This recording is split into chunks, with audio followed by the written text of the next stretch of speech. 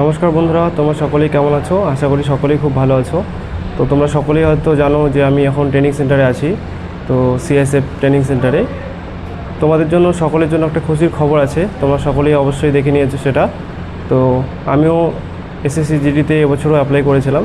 তো পরীক্ষা দেখো তোমাদের খুব শীঘ্রই হতে চলেছে।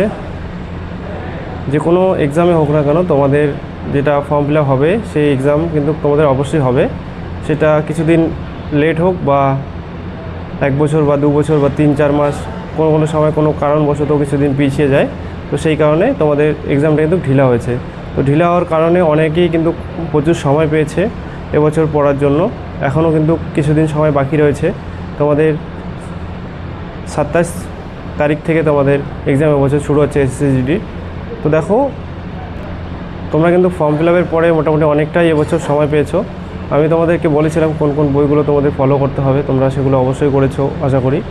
তো দেখো, ট্রেনিং অবস্থায় কিন্তু খুব কম সময় পাওয়া যায়। সেখান থেকেও আমি তোমাদের জন্য একটু সময় বের করে, যাতে তোমরা মোটিভেট হতে পারো, এক্সাম যাতে ভালো করে দিতে পারো, তার জন্য কিছু কথা বলছি। দেখো, এক্সামটা খুব গুরুত্বপূর্ণ তোমাদের, যে কোনো এক্সামে হোক না কেন, কারণ এক্সামের সাথেই তোমাদের কাট অফ হয়। এক্সাম যদি তুমি ভালো দাও, তুমি অবশ্যই তোমার একটা আগে থেকেই তোমার একটা মোটিভেশন তোমাদের মধ্যে থেকে যাবে। তো তোমরা চেষ্টা করবে যে এক্সামটা খুব ভালোভাবে দেওয়ার। এখনও কিন্তু কিছুদিন সময় আছে।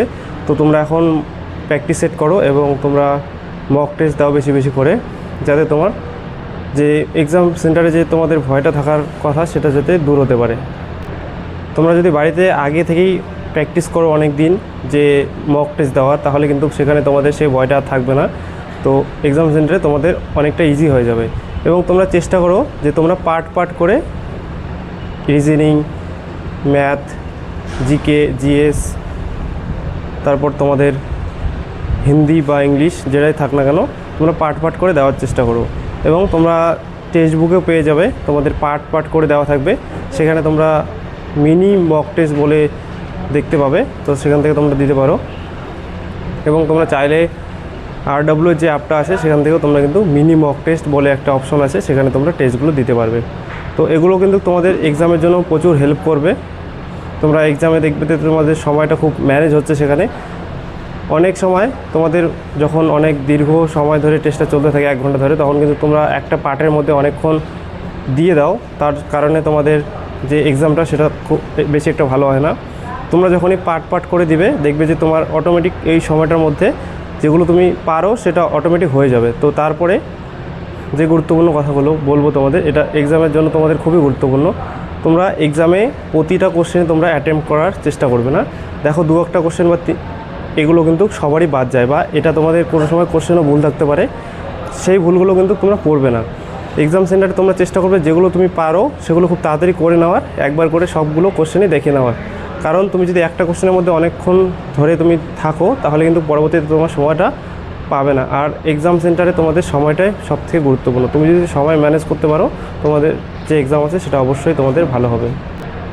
তো কিছুদিনের মধ্যে যাদের 27 তারিখে এক্সাম আছে, তোমাদের কিন্তু খুব তাড়াতাড়ি তোমাদের অ্যাডমিট কার্ড আসতে চলেছে। তো এখন তোমরা কোনোভাবেই ডিমোটিভেট হবে না, আগে থেকে চিন্তা ভাবনা করবে না।